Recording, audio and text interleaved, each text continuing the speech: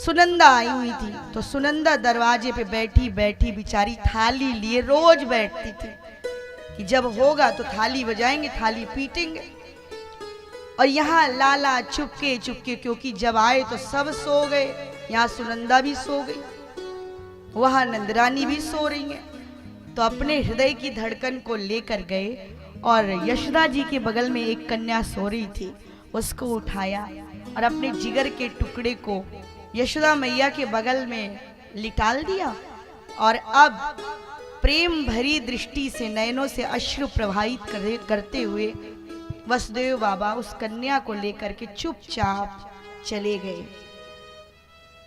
और जब अब पहुंचे हैं वहां पर, तो अभी तक सब सोए हुए हैं।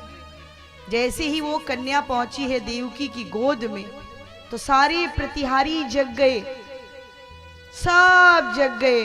और बिटिया ने रुदन शुरू किया, रोना शुरू किया।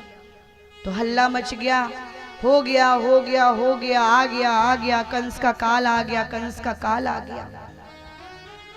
जैसे ही कंस को पता चला, उसने अपनी तलवार, इतने दिनों से अपने काल की प्रतीक्षा की, तेरा काम मैं तमाम करूंगा, आ गया तू, आ गया तू। तो दौड़कर कंस गया, कुछ सैनिकों के साथ अस्थि प्राप्ति से कहा कि देखो अब तुम्हारा सुहाग अखंड रहेगा, आज मैं अपने काल को समाप्त कर दूंगा।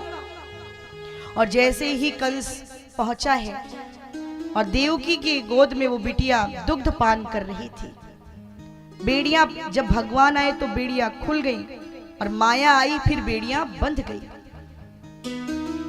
जैसे ही पहुंचे, जैसे ही कंस पहुंचा है, तो इसकी दृष्टि बच्चे पर गई। तो बोला, देवकी मुझे ये कन्या दे दे।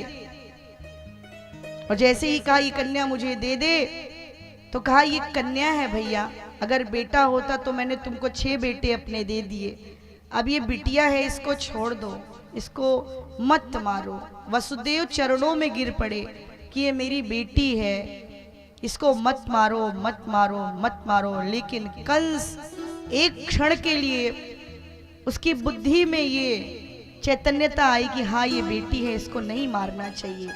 लेकिन लोगों ने उससे कहा, बेटी ही बेटा बन गई तो, बेटी ही बेटा बन गई तब क्या करोगे कंस? तो एकदम क्रूर हो गया और लपक करके गया और बिटिया को पकड़ लिया। जैसे ही बेटी को पकड़ा, देव की कराह उठी, बेचैन हो गई, रोने लगी, हे कंस दया कर दे, दया कर दे, इतना क्रूर मत बन। नहीं माना, बेटी को हाथ से छीना। और जैसे ही बेटी को हाथ से छीना तो यूं पकड़ा है, कोमल छोटा सा बच्चा, कितना क्रूर हो गया वो, कितना हिंसक हो गया, जानवर प्रवृत्ति का हो गया।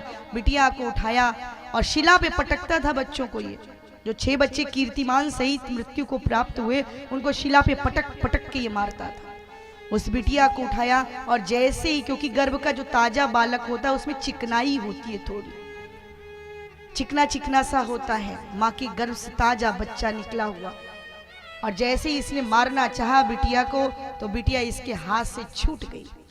और जैसे ही बेटी इसके हाथ से छूटी तो आसमान में जाके स्थित हुई। और स्थित होकर के उस बेटी ने जो स्वरूप धारण किया, वो अष्टभुजा का स्वरूप हो गया। माँ भगवती जगत जननी माँ अष्टभुजा बन गई। और वहां से ललकार कर हाथ में पद्म, खड्ग, चक्र, त्रिशूल लिए हुए जगदम्बिके भवानी ललकार कर कहती, ओ कंस नालायक, दुष्ट, पापी, अत्याचारी, तू मुझे क्या मारेगा?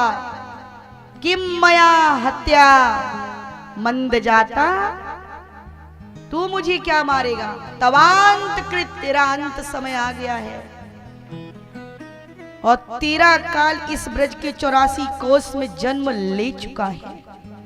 देख मेरे स्वरूप को, मैं अष्टभुजा हूं, मैं छिन्न मस्तिका, मैं काली, मैं भैरवी, मैं बगलामुखी, मैं ही तारा, तू क्या मारेगा मुझे?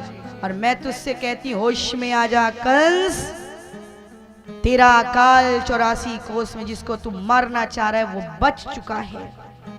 और कहते कहते वो बेटी आसमान में स्थित हुई, जगदम्बिके भवानी